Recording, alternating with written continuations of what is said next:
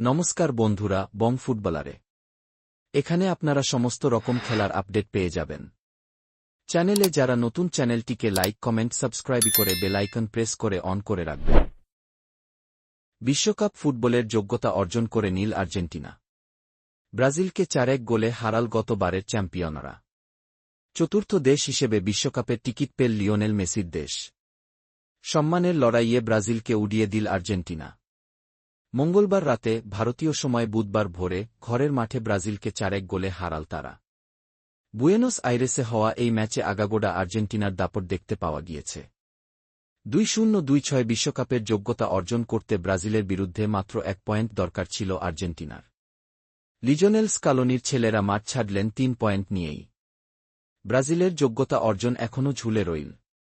এই নিয়ে বিশ্বকাপে 4টি দেশ যোগ্যতা অর্জন করল। জাপান, নিউজিল্যান্ড, ইরানের পর আমেরিকার টিকিট নিশ্চিত করল আর্জেন্টিনাও। ব্রাজিলের বিরুদ্ধে আর্জেন্টিনা এগিয়ে যায় 4 মিনিটেই। বক্সের বাইরে পাস পেয়েছিলেন আর্জেন্টিনার জুলিয়ান আলভারেজ। ব্রাজিলের ডিফেন্ডারদের এড়িয়ে কোনোমতে বল নিজের দখলে রাখেন। এরপর জোরালো শটে পরাস্ত করেন ব্রাজিল গোলরক্ষক বেন্টোকে। আর্জেন্টিনা দ্বিতীয় গোল করে 12 মিনিটে। বক্সের বাইরে বল পেয়ে ক্রস করেছিলেন নাহুয়েল মলিনা। ব্রাজিলের রক্ষণ তা ক্লিয়ার করতে পারেনি। ব্রাজিলের ডিফেন্ডারদের পায়ে লেগে তা পৌঁছা এনজো ফার্নান্দেজের কাছে। তিনি খুব কাছ থেকে শটে গোল করেন। 12 মিনিটে 2 গোলে এগিয়ে গিয়ে উত্তাল হয়ে পড়ে আর্জেন্টিনার মনুমেন্টাল স্টেডিয়াম। সমর্থকেরা ওলে ওলে গান গাইতে শুরু করে দেন। চোটের কারণে এই ম্যাচে লিওনেল মেসি বা নেমার কেউই ছিলেন না। মেসিকে ছাড়াও আর্জেন্টিনার সমর্থকদের বিনোদনের কোনো অভাব হয়নি। এতটাই ভালো খেলছিলেন বাকি ফুটবলারেরা। অন্যদিকে ব্রাজিলকে বেশ ছন্নছাড়া লাগছিল। দলে করে কি দায়িত্ব, সেটাই কেউ বুঝতে পারছিলেন না। গোটা ম্যাচেই তা স্পষ্ট বোঝা গেল। ভিনিসিয়াস, রদ্রিগোদের সেভাবে খুঁজেই পাওয়া গেল না। তবু ব্রাজিল একটি গোল শোধ করে 26 মিনিটে। এর জন্য দায়ী আর্জেন্টিনার রোমেরো। বল পেয়ে তিনি অনায়াসে কোনো সতীর্থকে পাস দিতে পারতেন। তা না করে অকারণে বেশিক্ষণ পায়ে বল রাখতে গেলেন। সেই সময় ম্যাথিউস কুনহা তার পা থেকে বল কেড়ে নেন। আর্জেন্টিনার বক্সের মধ্যে ঢুকে ঠান্ডা মাথায় পরাস্ত করেন এমিলিয়ানো মার্তিনেসকে। আর্জেন্টিনা তৃতীয় গোল করে প্রথমার্ধেই।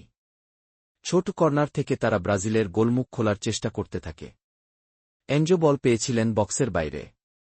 তিনি বল ভাসালে প্রথম প্রয়াসেই গোল করেন আলেক্সিস ম্যাক আলিস্টার। এরপরেই দুই দলের ফুটবলারদের মধ্যে উত্তেজনা দেখা যায়। নিকোলাস ট্যাগলিয়াফিকোর একটি ফাউলের পর ধাক্কাধাক্কিতে জড়িয়ে পড়েন রাফিনহা। যদিও রেফারি পরিস্থিতি সামাল দেন। বিরতির পরেও ঝামেলা হয়। খেলোয়াড়েরা মাঠ ছাড়ার সময় রোমেরোর সঙ্গে ঝামেলা করেন রাফিনহা।